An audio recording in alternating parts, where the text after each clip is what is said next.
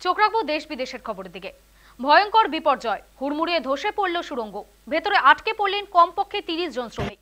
তেলেঙ্গানার শ্রীশাইলাম বাঁধের পেছনে একটি সুড়ঙ্গের একটি অংশ ধসে পড়ে। জানা গিয়েছে তেলেঙ্গানার নাগার কুর্নুল জেলায় শ্রীশাইলাম বাঁধের পেছনে একটি সুড়ঙ্গ তৈরি করা হচ্ছিল।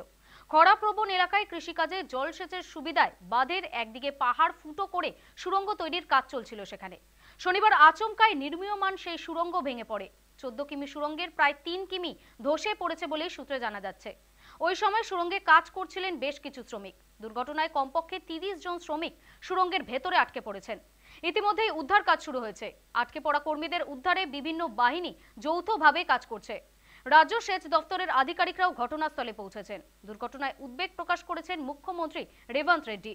তিনি এই ঘটনায় অত্যন্ত বেদনাহত বলে জানিয়েছেন জেলা শাসক, পুলিশ সুপার, দমকল, জলবিদ্যুৎ প্রকল্প কর্তৃপক্ষ ও সেচ দপ্তরকে সমন্বয়ে রক্ষা করে দ্রুত উদ্ধারে নেমে পড়তে বলেছেন তিনি।